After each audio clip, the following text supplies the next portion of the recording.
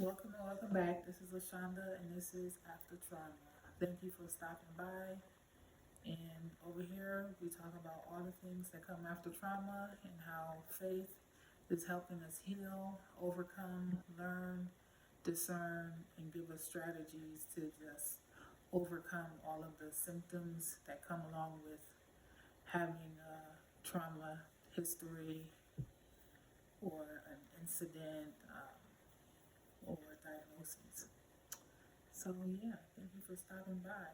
And I talk about all things related to faith as well, because faith does come after trauma. Faith is there during the trauma, and somehow through faith we're able to endure and overcome. So today I was thinking about it that a while ago how I was like literally bewitched by like a very famous prophet, or you can say a prophetess or prophet.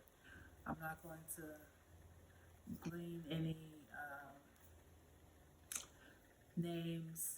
I'm not going to give any names or anything like that. It's not going to be like an expose. It is, but it's not. It's not going to be specific. It's just to give what happened to me, and hopefully it can help someone else. Maybe help you to snap out of it if this has happened to you. But just to give you a little bit about what happened. So I began following a certain um, prophet, and um, and so when I found this prophet, so let me backtrack. So I had been out of the faith for a little while because of what happened to me, because of my trauma. I speak about this frequently, that because of my trauma, because of what happened to me, I had lost my faith. So I had stepped away from the faith, if you want to call it that, because I felt at that time that, why would God allow this to happen?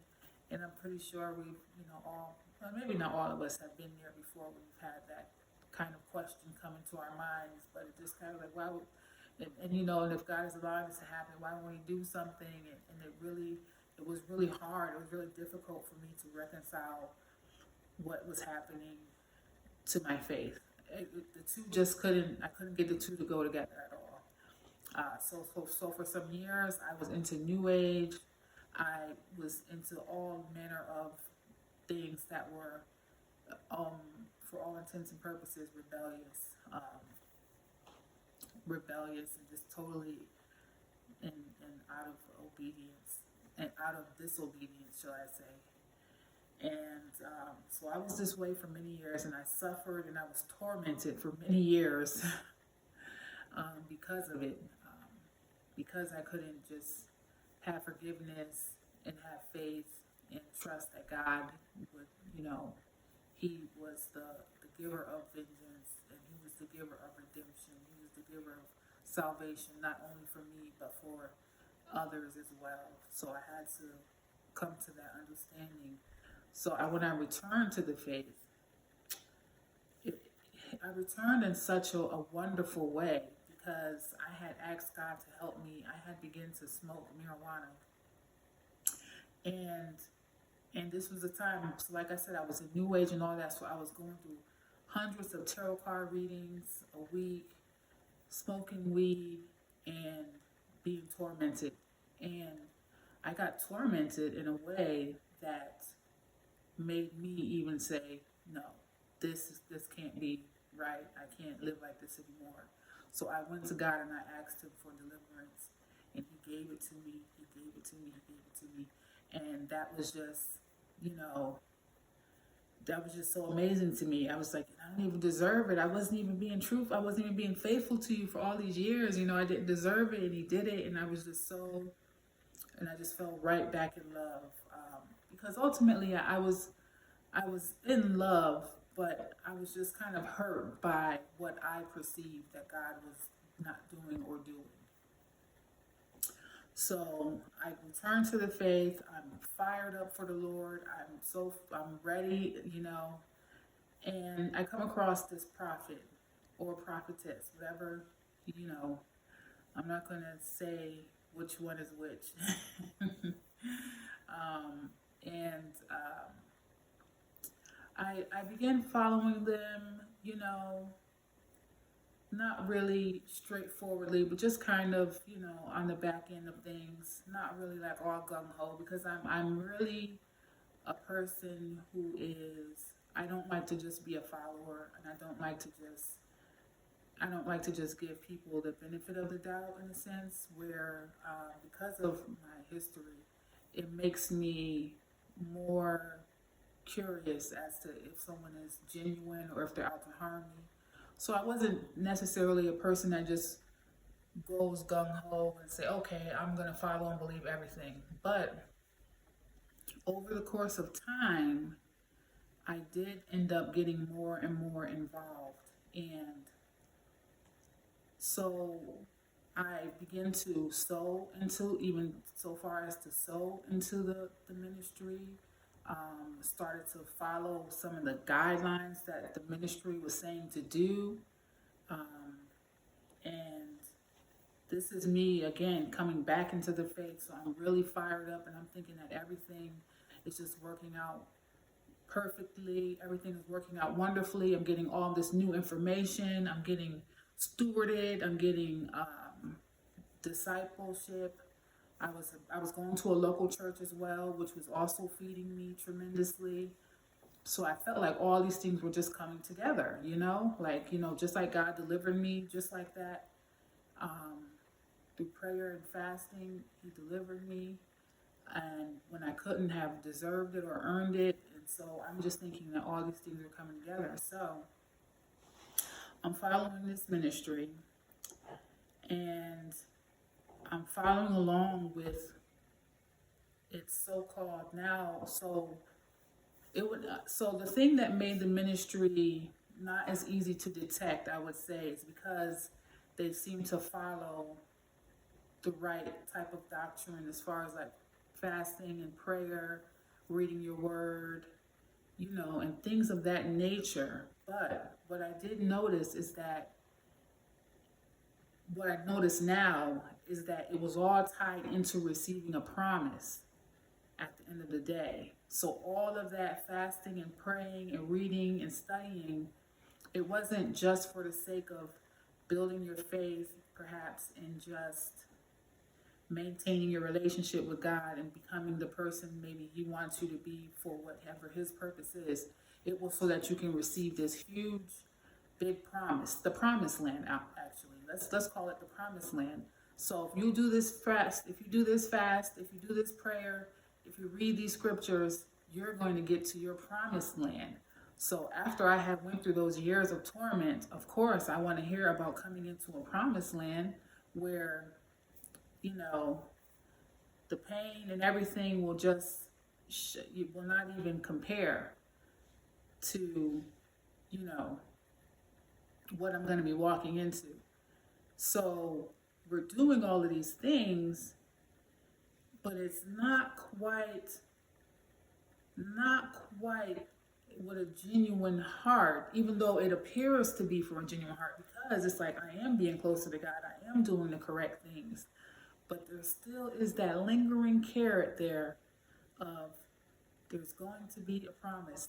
And the way this ministry has it set up, they have it set up kind of like an annual thing where this is going to be the year. I know we've heard it many times in many churches, many pastors have said this is going to be your year. But this one is, I've noticed now since I had left it that this kind of renews every year. Like either you're going to walk into a bunch of blessings or it's going to be a bunch of curses because of karma that you will receive. So I'm going along with the ministry. I'm doing the things. My life isn't necessarily, going exactly how, I would hope. It starts to kind of go a little bit in a downward, but I understand now that, when you're in the faith, you're a target. So I can understand and appreciate that a little bit better now. But even still, I'm so encouraged. I'm still on fire. I'm still doing the fasting and the praying. But it's like, again, subconsciously even, it's tied to this promise. So it's like everything that I'm doing it because I'm doing it, and because I'm doing it, I'm going to get the promise. So I'm doing it thinking that I'm getting closer to God, but at the end of the day, I'm getting closer to God and He's going to bless me. So that is the caveat. And do you see how that can be not a good recipe for success, but one that can sideline you and be a bit destructive even. So I'm going along with it. Like I said, I sold into it. Um, I'm following along with all of the different fasts and the different prayers and the different mandates that's given. You have to do this for 21 days, do this for 7 days, do this, do that, do this. So I'm doing all the things. Um, and I'm getting closer to God. One thing about it, I was getting closer to the Word. I was reading more Word than I think I've ever read. So it did. Let me tell you some of the blessings. The blessing that came out of it is that I am more in my Word than I was before. That was so. If it was like a spanking that I needed to get in order to get me to be in my Word, that was successful. But as far as what I was hoping and believing it to be, it was not that. So I carried on for this year. And so throughout the year, the ministry is saying, yes, by the end of this year, you're going to see the fruit of your labors. All of these things are going to come true. You're going to walk into your promised land. Curses are going to be broken. You're going to be the repairer of the breach. You're going to be the breaker of curses off of your family's generation. You're going to do it. It's going to happen all because of your faithfulness. And this is going on, and the year is inching away and inching away. And so I begin to believe that it's only a matter of time. The year is almost done. This is how, but again, I just want to really reiterate that it was because I was doing the things and I was getting closer to God and I was feeling my faith grow that I really believed the second part of it, which was that there was going to be a blessing and a promise attached to it, unfortunately for me. So, and the other thing is the exclusivity that is given. It's like, oh, only you guys are gonna get it. Other people aren't privy to this information, so they're not gonna get it. So there's that as well. And it's thinking like, oh, okay, so I have this so-called power because I know this stuff and I'm doing the things, and it's thinking I'm special or something. Which is funny because that used to be my stage name is Special. But thinking that you're special and that this special thing is going to happen for you because you're doing all of these things. Meanwhile, so we get closer to the end of the year, and now it's at the end of the year, and then the ministry says this is when they enter into the heavy on the. You're about to be blessed, but if you're not blessed, you're about to be cursed. Some of you are going to have all good news coming, and everyone else is going to have all bad news coming. All the way towards the end, after I have been praying and fasting and hoping and praying and repenting and doing all the things that I could possibly think to do and that they said to do. I'm thinking, what would you think if you had been doing all the things? If you had been doing all the prayers, the fasting, the sowing, and all that, and they say, you're going to get your blessings, you're going to get good news after good news. What would you think? Would you think you were going to get good news, or would you think you're going to get bad news? Well, I'll tell you, I thought I was going to get the good news because I've been doing the thing, and I've been getting closer to the Lord. The Lord just saved me this year, I know there was no end to His goodness, so of course I'm going to believe that I'm going to get the good news and the good news. Well, on that fateful day, that is not what happened, guys. It was just bad news. And it wasn't like in succession, but it wasn't good news. It was actually awful news. I mean, a couple of weeks within, well, for one moment I was homeless. While I was homeless, my father passes away. I mean, everything is just nothing like what I thought. I had left my home thinking I was going over into my promised land. So I moved away to move to the promised land, end up homeless. Child. My father passes away, which, you know, was not expected. And it was just awful. And meanwhile, I look back at the ministry and everyone's celebrating. The person is celebrating. They're just like, everything is wonderful. So it's very sobering, but very, very disappointing and just confusing even, because I'd like to think that I did have a good discernment and I was hearing from God myself as well. But I think my mind had just believed. I mean, in other words, I was bewitched. I was just so convinced that the former thing would be true and not the latter. But it turned out that the latter came true. I was devastated. And this was very, again, like just such a humbling experience, but it was just totally mind-blowing, because I couldn't understand why would that happen and not the other thing. Now, the Lord did make a way. I didn't remain homeless. Obviously, I'm in a home right now. I'm in quite a beautiful home that the Lord has provided and has continued to provide. You know, I did experience that loss, and another loss some months after that. But other than that, the Lord, you know, I didn't lose my faith in the Lord, thankfully.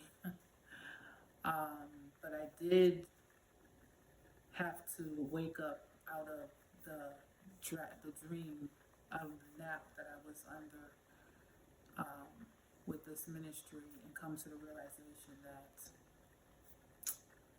I was not of the winning side of it, you know. So now the reason why you're probably like, well, the prophet was probably right. You were either going to get blessings or curses. Well, the only thing is that they're still saying the same thing. And the only thing with that is that gives it pretty much a 50%.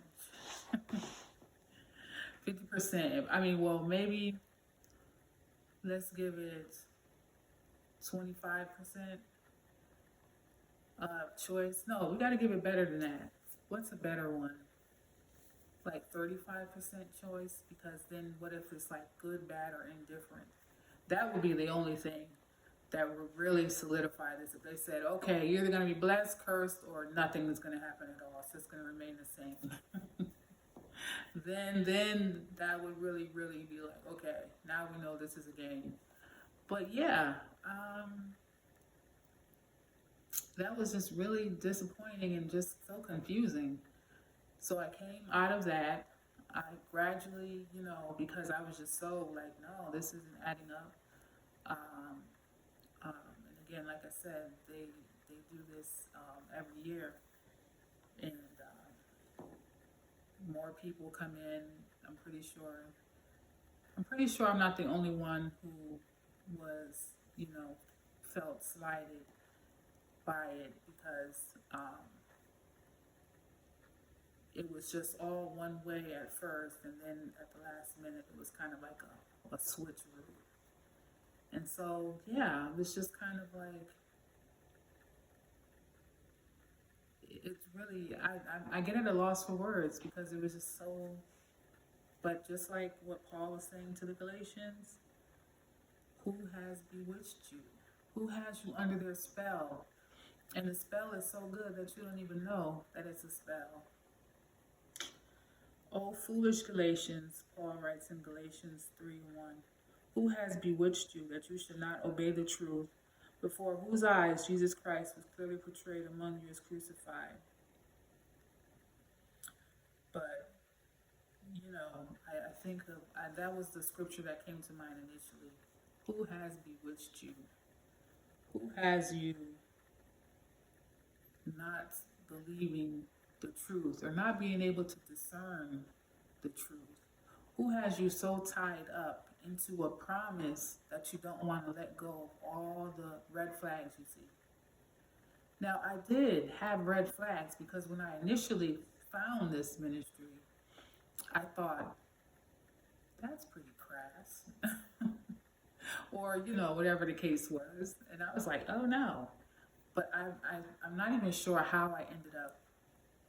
Maybe the forgiveness and the think kindly of others, and because I tell you, I was so on fire that I think that's probably was like, give them another chance. You don't want to be too rash to judge people and things of that nature. And so I think that very thing is what kind of made me overlook some red flags. But here's another scripture that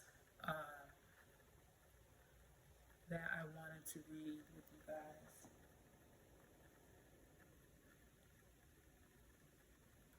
2 Corinthians.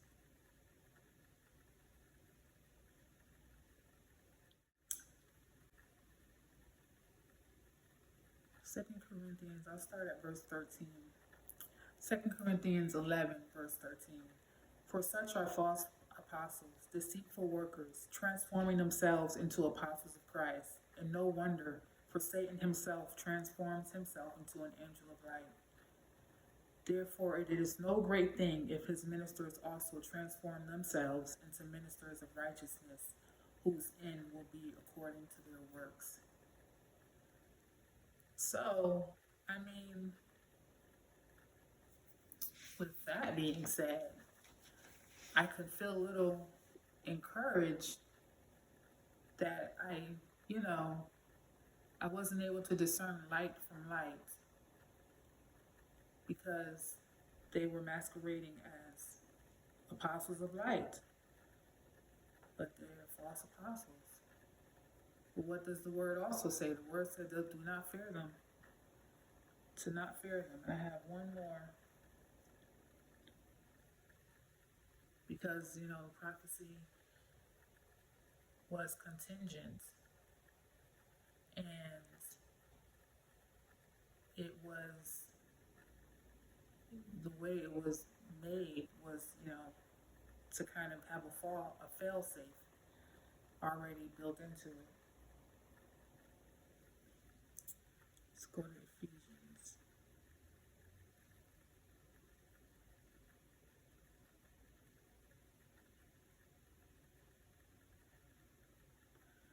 That we should no longer, this is Ephesians 4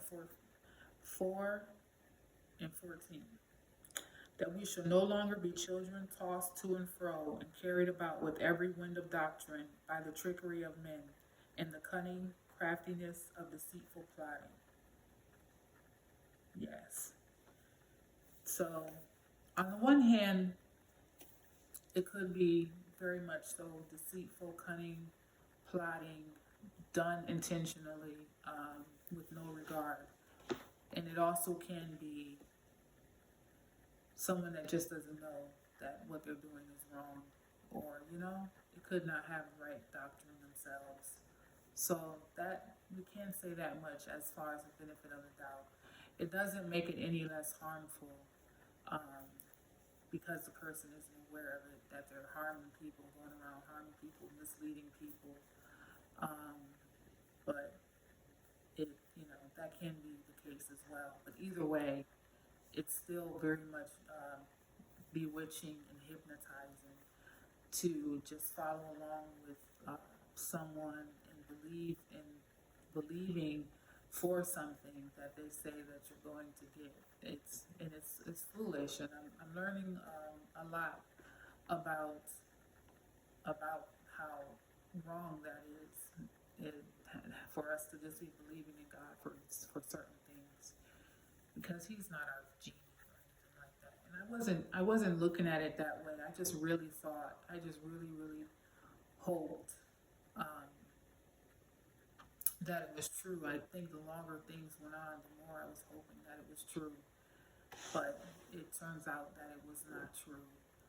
That it was a false prophecy in the case. And then, like I said, at the end, there was a fail-safe built in to say, well, if it doesn't come true, then the opposite is true. And it wasn't necessarily the opposite being true. It was just the fact that the initial thing wasn't true made anything that happened bad. But it was bad, and I did get bad news. So I guess we can say that much. But anyway, guys, that's all I wanted to talk about for today. The one time I got bewitched by a very popular ministry. And I pray that you are opening your eyes and you're not just following along doctrines because it makes you feel good and it gives you hope, but just for the sake of growing and just for the sake of becoming closer to God and becoming closer to what He has designed you for, and not necessarily for these things, for this promised land or these promises, and these other things that we really want in our life. It is, obviously, be anxious for nothing but through prayer and supplication. We should also, always pray without ceasing, asking God for the things that we want, since He knows what we want anyway. Asking God for the things that we need because He knows what we need anyway. The Holy Spirit is interceding for us. So, that's not what I mean. I just mean that God and our relationship with Him and His Word is so much more than just the things that we can receive, and especially on this side of heaven. So yeah, that's just something to think about. Just to be careful that it's good to be doing all the things, especially getting closer to God, getting into your Word, getting your prayers in, fasting, just for Him, just to get closer to Him, to know Him better.